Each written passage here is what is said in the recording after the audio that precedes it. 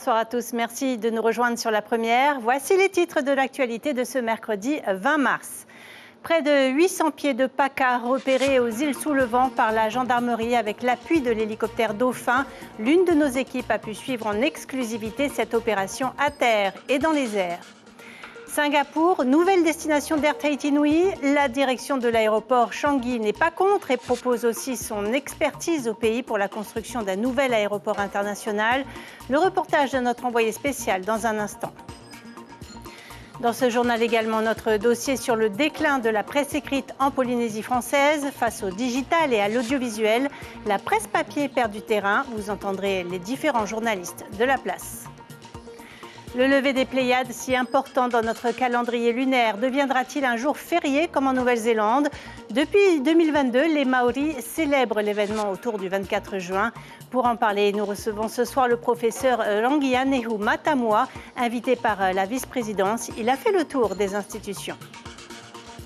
Et puis établir un lien solidaire entre les acteurs de santé des îles isolées et les soignants du monde entier. L'objectif d'une association née il y a 3 ans, rencontre avec sa fondatrice à la fin de ce journal. Le filet se resserre sur les trafiquants de drogue. Hier, la gendarmerie, aidée de l'hélicoptère Dauphin, a mené une grosse opération aux îles sous le vent. Plusieurs cultures de cannabis ont été localisées puis détruites à Huahine, à Ayatea et à Taha'a. Très exceptionnellement, l'une de nos équipes a pu suivre les forces de l'ordre aussi bien à terre que dans les airs. Jacques Damour, Hitimanaki. Début de la phase numéro 3 de Place Nette. Une opération ordonnée par le président de la République en vue des prochains Jeux Olympiques. Entendez par là la lutte contre les stupéfiants. C'est la compagnie de gendarmerie départementale des archipels basée à Tahiti qui a orchestré de main de maître les différentes phases. L'opération se décline sur plusieurs lignes avec le démantèlement des réseaux, la lutte des conduites addictives, donc le contrôle des flux, la destruction des plantations et puis aussi le harcèlement des points de deal. L'hélicoptère Dauphin de la 35F s'est posé à Wainé pour une courte escale. Une autre équipe de gendarmes embarque. L'appareil reprend les airs. À terre, c'est une autre équipe qui progresse. Objectif, vérifier les renseignements collectés, trouver des plants de cannabis cultivés à l'abri des regards et dans des zones difficiles d'accès. C'est des opérations qui se déroulent pratiquement tout au long de l'année, mais à des moments particuliers, donc clés, qui sont décidés en relation avec nos autorités judiciaires, administratives et nos grands chefs qui sont à Paris. En retour, à bord de l'hélicoptère, les fins limiers de la gendarmerie scrutent avec la plus grande attention le sol vu du ciel. Les militaires sont des spécialistes entraînés. Ils détectent, photographient et géolocalisent la moindre cache imaginée par les planteurs et aidés par les particularités qu'offre le Dauphin. C'est pour ça que la gendarmerie fait appel à nous.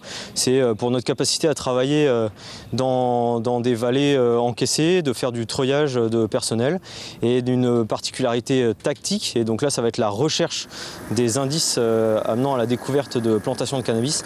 Pendant que les équipes déployées au sol entrent en action pour détruire les plants et si possible interpeller les auteurs, l'hélicoptère s'est rendu à Raiatea où là aussi des reconnaissances aériennes sont menées. Les résultats ne se font pas attendre. En lien avec les éléments transmis par l'hélicoptère, l'équipe au sol, épaulée par la police municipale, fait ses choux gras. 27 plants de PACA sont saisis puis arrachés. La veille, à Taha, ce ne sont pas moins de 157 plants qui ont été détruits. C'est la raison pour laquelle elles sont renouvelées assez régulièrement, parce que c'est un moyen efficace pour lutter contre ce fléau qu'est le trafic de stupéfiants dans notre pays. Difficile de s'y retrouver dans la tempête qui frappe la famille Degage. Désormais, il y a d'un côté la SNC Arimiti, gérée par France et Eugène Degage, qui garde les bateaux Arimiti 5 et 6.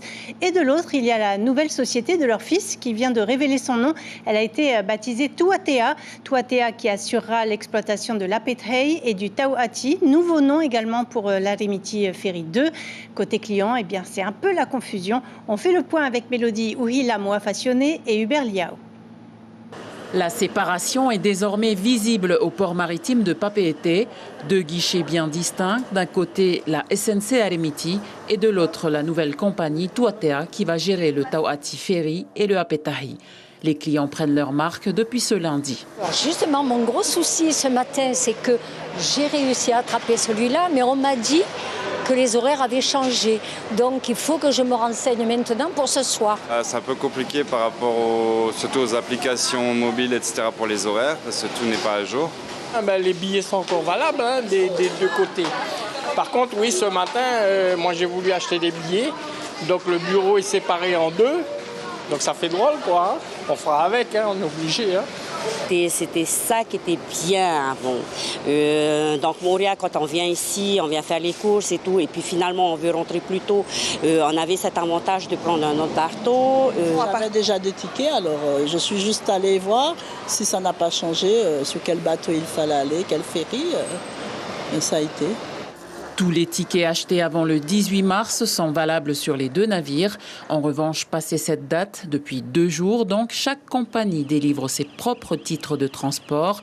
Quant aux abonnements, les clients pourront voyager sur les 2 bateaux jusqu'à la date d'expiration, après quoi il faudra choisir. Pour la semaine de transition, des 2 côtés, on garde la même fréquence de rotation, 4 à 5 allers-retours par jour, et quelques modifications des horaires à venir.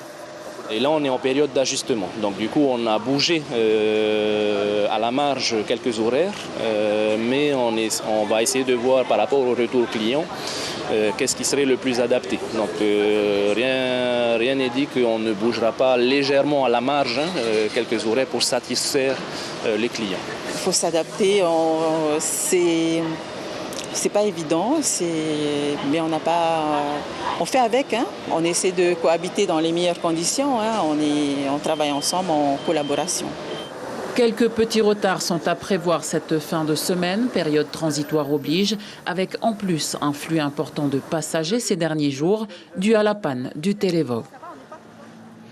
Nous vous l'annoncions en titre, le président du pays, Moetai Broderson, est à Singapour depuis vendredi pour 2 semaines. Un déplacement riche en rencontres, notamment auprès de plusieurs groupes d'investissement. Aujourd'hui, il était dans le plus grand aéroport mondial, le Singapore Changi Airport. On retrouve tout de suite notre envoyée spéciale, Mélissa Chang. Je vous parle depuis l'aéroport Changi de Singapour. Cet aéroport a ouvert le 1er juillet 1981 et il est doté de 4 terminaux. Il a d'ailleurs été classé meilleur aéroport mondial de 2013 à 2020, notamment pour ses jardins à l'intérieur de l'aéroport. Et retenez bien ce chiffre, 60 millions de passagers et 2 millions d'avions cargo ont transité dans cet aéroport. Le président Moetai Broderson a rencontré le vice-président de la sécurité, M. Tan Vitek. Avec lui, il a été question de présenter les points forts de ce lieu qui sort tout à fait des standards. Durant cet entretien privé, plusieurs sujets ont été abordés comme la possible apparition de la compagnie au Tiare dans le ciel singapourien. Aujourd'hui, notre point d'entrée sur l'Asie, c'est Tokyo, mais Singapour est une option très très intéressante qu'il ne faut pas négliger. Nous en avons discuté avec donc la direction de l'aéroport qui est tout à fait prête à entamer des discussions à ce sujet et qui est également prête, puisqu'ils ont un département consulting, à nous aider pour le projet de second aéroport international. L'aéroport de Changi fait office d'exemple en matière de développement. Dans les 15 années à venir, une 3e piste d'atterrissage et un 5e terminal seront achevés, de quoi accueillir 160 000 voyageurs, soit l'équivalent du nombre d'habitants de l'île de Tahiti. À Singapour, on est toujours prêt à aider nos collègues de partout dans le monde pour améliorer le service d'aviation, pour servir mieux les passagers aériens. Et donc, on est prêt à parler, à discuter avec tous les aéroports dans le monde pour pouvoir partager les connaissances, pour pouvoir s'aider mutuellement.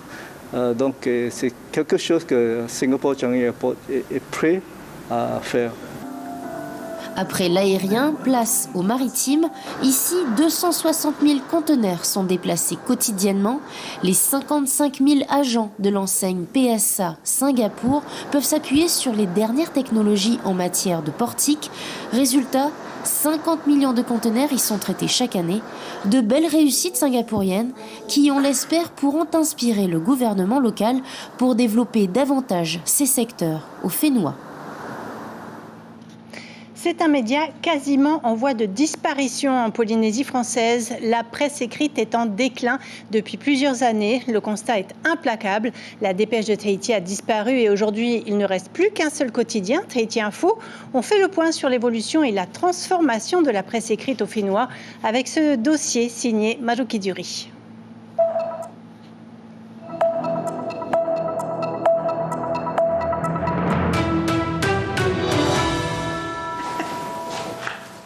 Bertrand Prévost est journaliste de presse écrite depuis 25 ans. Il faisait partie des anciens de la Dépêche de Tahiti, quotidien emblématique dont la version papier a aujourd'hui disparu. Depuis, la carrière de Bertrand a pris un autre tournant, celui qui l'a mené vers Tahiti Info, seul quotidien encore vivant. Un média qui s'est transformé. Aujourd'hui, il en est le rédacteur en chef. La presse écrite, elle s'adapte forcément à la digitalisation dans sa réactivité. On rédige nos articles, au lieu de les conserver au chaud pour le lendemain, on les met plus vite sur le net pour les lecteurs. La presse écrite, sur papier ou sur Internet, ne rapporte pas d'argent en Polynésie. Mais en termes de bénéfices sur l'image, la famille Moux et son patriarche Albert ont bien compris qu'investir dans un groupe de presse peut être bon pour les affaires. Quand on lui avait proposé le rachat de Tahiti Info, il a été tout de suite attiré. Ça a été comme un amour. Donc il a voulu posséder un groupe de presse parce qu'il sait que c'est important. Car bien avant notre époque, la presse était incarnée par les Nouvelles de Tahiti et la Dépêche de Tahiti, des titres détenus par le groupe R100 puis revendus à l'homme d'affaires Dominique Auroy. Les Nouvelles ont disparu en 2016, la Dépêche de Tahiti en 2022. De cette époque, il ne reste que les anciens journalistes, comme Dominique Schmidt, qui a connu les Nouvelles de Tahiti et Tahiti Pacifique. L'indépendance des journalistes, il y tient, et pour défendre cette cause, héritée de son mentor Alex Duprel, fondateur du magazine d'investigation Tahiti Pacifique, il a créé une plateforme d'information digitale financée par près de 300 abonnés et la publicité. Autant dire que le média survit. C'est pas évident, mais on y croit. En tout cas, c'est vraiment ces valeurs qu'on a envie de défendre, que ce soit les abonnés, qu'on dépende de nos abonnés. Et puis le jour où on n'aura pas assez d'abonnés, ça s'arrêtera. Et puis bon, on aura mis notre petite pierre à l'édifice et on croise les doigts pour que ça dure encore une fois le plus longtemps. L'actualité chaude et ses impératifs, Dominique Morvan s'en est écarté il y a près de 3 décennies. Par contre, l'amour du papier glacé ne l'a jamais quitté, elle qui a fondé plusieurs guides. Bon, là, tu arrives à la fin. Oui, tout à fait. Quasiment, il nous reste quasiment à faire le sommaire, quoi. Il y a un chiffre d'affaires énorme. Mais Enseignante en journalisme, par son expérience, elle s'est fait sa propre opinion. C'est vrai, les journalistes en presse écrite sont en voie de disparition. Presque tous mes anciens étudiants qui sont journalistes se sont tournés plutôt vers l'image. Donc télé, radio, site, où on peut allier le texte, mais l'image est très importante. De la presse papier, de l'écrit pur, c'est vrai que ça attire beaucoup moins les jeunes aujourd'hui. Donc il y aura peut-être une évolution. Le papier, comme partout dans le monde, a perdu du terrain. Et en Polynésie, son existence ne tient qu'à un investisseur. Pour des impressions quotidiennes, il faut du financement. Et c'est ce qu'il manque actuellement pour enrichir le paysage médiatique local. La célébration de Matari Inia pourrait-elle donner lieu à un jour férié? La vice-présidente suggère de remplacer la fête de l'autonomie du 29 juin. Pour alimenter le débat et la réflexion, le pays a invité une délégation culturelle néo-zélandaise. Depuis 2 ans maintenant, Matari, ou plutôt Matariki en maori, est célébré le 24 juin et la date varie chaque année en fonction du calendrier lunaire. Pour en parler, nous avons le plaisir de recevoir le professeur Rangianehu Matamwa, spécialisé en astronomie culturelle maori. Bonsoir, bienvenue. À Tahiti, nous célébrons déjà depuis quelques années Matari Inia, la saison de l'abondance. Mais vous, en Nouvelle-Zélande, vous êtes parvenu à en faire un jour férié. Qu'est-ce que cela a changé pour vous?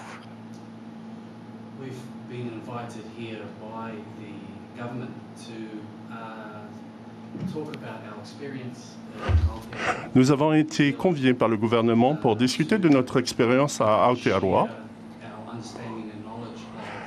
afin que nous puissions partager notre expérience, nos connaissances vis-à-vis de cette célébration de Matariki Inia. Et nous parlons de cette pratique culturelle que nous avons et nous partageons cela ici à Tahiti. Donc nous sommes encore une fois ici pour partager notre culture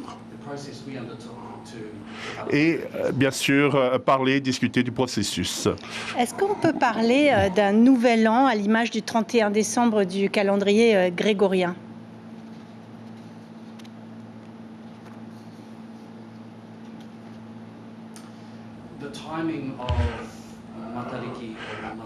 Le moment de Matariki ou Matarii varie selon le lieu où vous vous trouvez. Et la célébration de cette fête se produit dans toutes les îles polynésiennes. Nous, en Nouvelle-Zélande, c'est en hiver, parce que c'est à ce moment-là qu'il se lève, mais ici, c'est différent, il se lève à différents moments de l'année. S'il y avait un choix de date à faire, cela va vraiment dépendre du lieu où l'on se trouvera et où on effectuera ces célébrations. Lors de la célébration de Matariki, vous proposez des rituels. Il est important de rendre hommage aux défunts. Vous faites le lien entre le Va'a et Matarii. La pirogue transporte les âmes vers le pot, c'est cela ?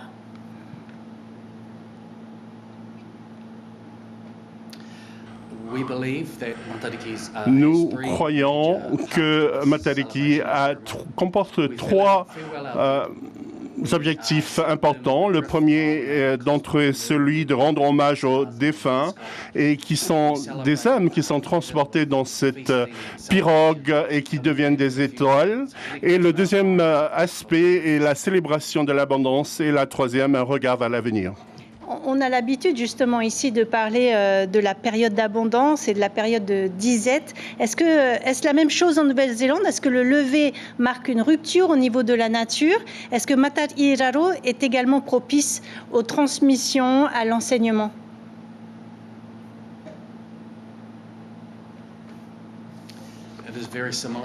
C'est tout à fait similaire. Mais pour nous, elle se lève au milieu de l'hiver et va être déterminant sur l'abondance de l'année et ce qui va être apporté durant l'été, les oiseaux, les poissons qui vont être attrapés et la croissance des cultures. Matarii en Océanie véhicule des valeurs culturelles, environnementales. Matarii fait face à une urgence, la conservation du Reo Tahiti, des langues de l'Océanie et particulièrement Polynésie française. Ici, la situation est critique. Est-ce que le retour de ces valeurs traditionnelles peut favoriser aussi le retour de la pratique de la langue ? Tout à fait. Le cœur de la fête de Matariki, c'est la langue. Sans la langue, sans la pratique de la langue, il n'y a pas de fête et de célébration de cette Pléiade. Cela nous permet d'établir notre identité nationale et elle se retrouve au cœur de notre identité, cette langue maori, qui ressemble en bien des points à celle du tahitien. Est-ce que vous pourriez nous dire quelques mots pour terminer en maori, justement ?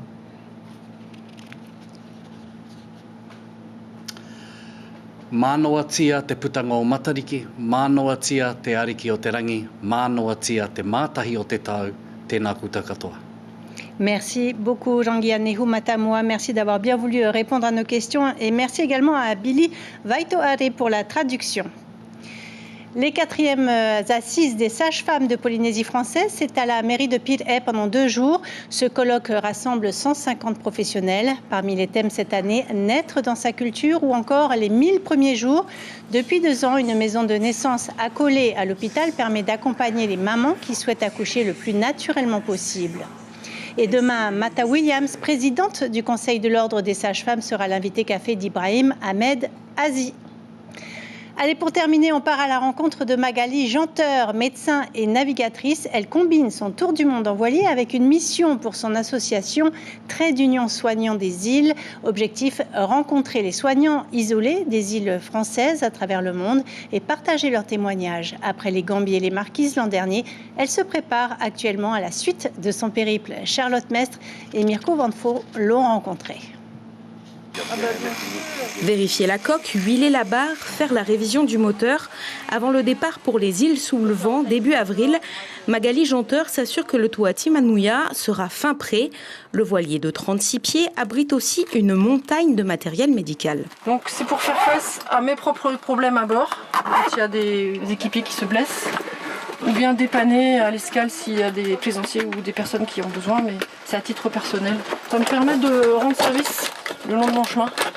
J'ai déjà aidé des gens qui n'avaient pas de pharmacie, je leur ai prêté. Car pour Magali, hors de question d'arriver sur les îles pour marcher sur les plates-bandes des Taotés. L'idée de cette mission est avant tout de répondre à leurs besoins. Voilà, c'est des petits mannequins qui prennent pas beaucoup de place, que j'utilise quand je vais dans une île, si jamais l'enseignant ou le soignant a envie de faire du secourisme. Eh ben on sort ça et puis on va dans les écoles et on montre comment on fait le secourisme, c'est facile. Ça permet d'éduquer les enfants au premier secours de façon bénévole. Mais l'objectif premier pour Magali et son association Trait d'Union Soignants des îles, c'est de partager avec les soignants isolés et de créer une communauté. C'est assez étonnant de voir par exemple qu'un médecin de Ouessant peut échanger avec un médecin de Guadeloupe et qu'ils ont des problématiques qui sont communes sur le recrutement, sur le fait de garder des soignants plus longtemps, etc. Donc, après, une fois qu'on aura fait tout ça, on aura témoigné, on pourra travailler sur des sujets pour apporter des solutions, peut-être, ou en tout cas espérer aboutir à quelque chose qui soit vraiment utile pour tous ces soignants qui sont formidables, on va dire.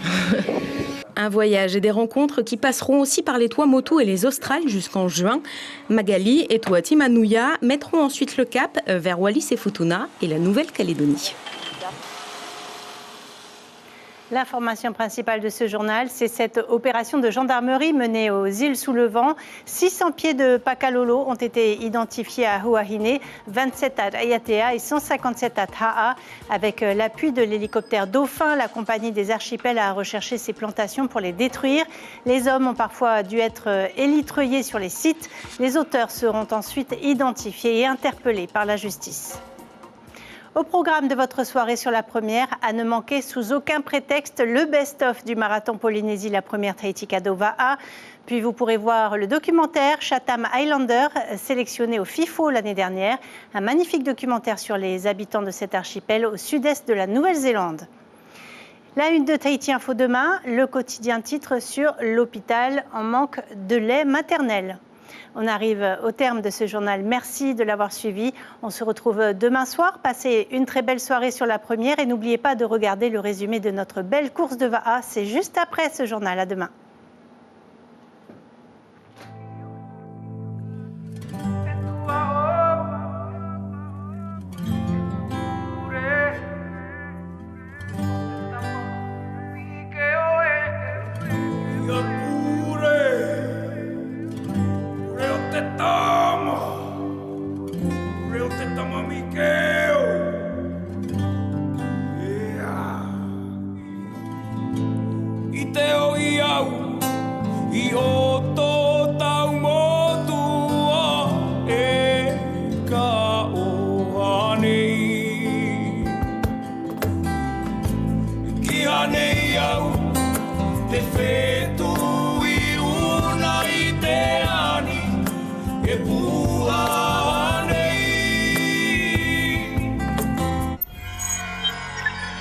Retrouvez ce programme en replay sur notre site internet.